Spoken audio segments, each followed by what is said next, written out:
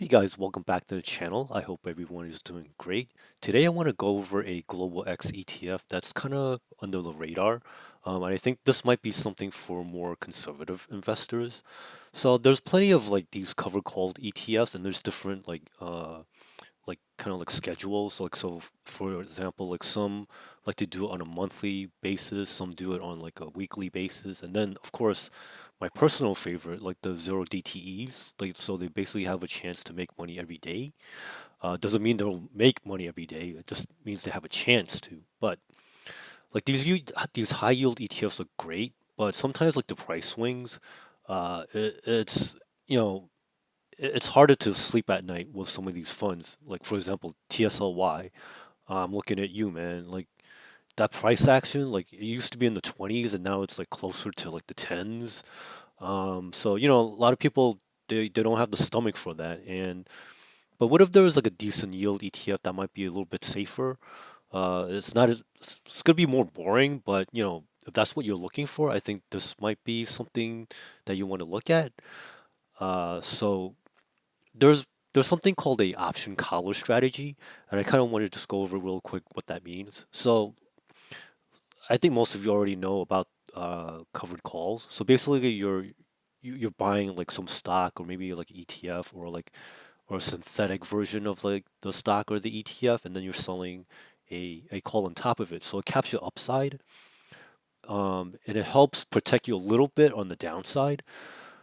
But a collar, basically, it's short call, a stock, and then a long put option. So a long put option is good for when before it expires. It gives you like a protection depending on what strike that you want to buy it at. So this gives you it's like an additional insurance policy. Think about it like that. So this ETF, XRMI, is like I believe is one of the few, if not the only, option collar strategy. And the reason why I think it's probably not as popular is because like the returns aren't going to be as good. Well, I mean, just think about it for a second here, right? So whenever you're buying an option, like you're paying something for it, it's not free. And depending on how much that you pay and how long that you want to insure yourself for, it's gonna drag down your returns. And then hopefully, like your covered calls, if you sell enough of them, you can kind of like pay for it over time. So it really depends on how like you want to set it up for yourself in case that you want to try this on yourself in the future. So I think there's a few things to like about XRMI. First, the expense ratio at 60 basis points. I think that's fairly reasonable. And then also one of the things that I'm also looking for is like it has a pretty good distribution frequency, so it pays out monthly, so that's always a good thing.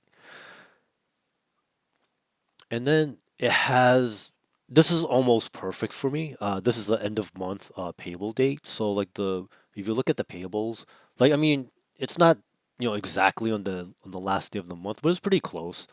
There are some days where I guess for some reason it kind of goes a day or two over, but this is something I think this is good enough.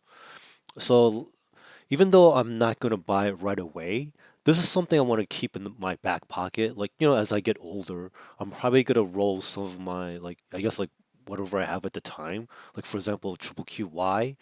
I guess, like, two things. Like, either the returns are going to go down or, like, the price of the ETF might be a little too volatile for me. So, like, in the future, who knows? Like, maybe one day it'll be, like, at it's like $18, but then like the next day it might be like $10, and when I get older, like I don't want to see like my portfolio like kind of bounce around like that. Like I'll probably want something that's a little bit more like I'm sure this ETF will probably bounce up around too, but like it won't be as volatile. So this is something I want to keep in mind for my own personal future. And I thought, you know what, like some people might want to keep an eye on this like too. So the unfortunately the XRMI like currently the price action it's not that good. Just because like the market like it's been really taking off like the past few weeks. So of course like anything that whenever you're buying like uh, put options as insurance, that's when you're paying the price. Ideally, you want it to kind of like stay within a certain range, based on like the how far you sell out your covered calls, and then also how far out that you buy your put option protection for. And if so, like you always want to keep in mind like your cost basis, no matter what you buy. And if maybe XRMI isn't exactly a perfect fit for you, there's also like these other covered call ETFs out there. Like for example, I think JEPI is a pretty well, this is not JEPY, this is JPI, like an ice cream. So this is kind of like the more, I guess, like the um, I don't want to say boring, but this is like kind of like more. I guess like people know about it already, so it's not as exciting. And the same thing goes for XYLD, which is also from Global X. And then also Neos, as they have SPYI. So SPYI gives you a little bit more upside compared to some of these other ones. But I think it's maybe better to kind of like just show you on a chart what this could potentially look like. So if you compare like XRMI, as you can see, and this makes sense why like it's underperforming these other ones. Remember, like when you're buying like a put option, you're gonna drag down your returns. That's because you have to pay for it for your protection. So, but this could in the future, this could change in that like if the market takes a tank, I would expect like the price over here, um, to at least be like more stable. For example, it won't go down too much, just because you have like that additional like that put option, and that in fact it might even go in the money, and then that's when like your put option like it actually pays to have some insurance around. But just like in life, you're not always gonna get into like a car wreck, or at least I hope not. And the I'd rather that you stay safe and not having to cash in your insurance. I'd rather you just like pay out like a small amount each month for protection just in case, rather than like having to get in a car wreck and then like collecting on that money. I want everybody to to stay healthy, physically and financially. So as you can see, like this blue line over here, that this is the regular JEPY, excuse me, JEPI. So like the past years, I'm surprised it went down like 13%, but it's also offset by the dividends. So really, it's kind of like flat performance wise. And unfortunately, like this is pretty bad, like minus 30% over time. I mean that I guess like maybe they paid a little bit too much for like the insurance, so that's why the price action is kind of it's definitely not ideal. And then of course like you have like the regular just like the SPY, and I'm a little surprised that like it's I guess like 0%. That's not good. But it is what it is. Just because like there's so much chop over like over these over the past few years, so it is what it is. But this is something to keep in mind too. And then also want to show you how it performs like versus the again like for example this guy the SPYI, just to kind of shows you how it tracks JEPI.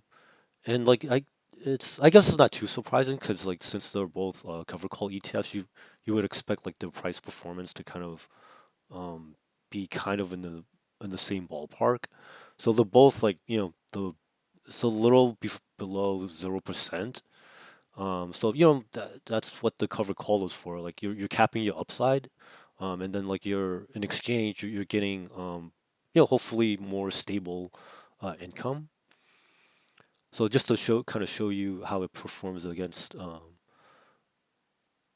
the SPY. So and just to keep in mind, I think like all of these have a monthly payout. So that's always a good thing. Um, and it pays like that at the end of the month. So this is something to consider to maybe if you're also looking for something that'll help round out your other high yield ETF in your portfolio, I think that's something to also consider.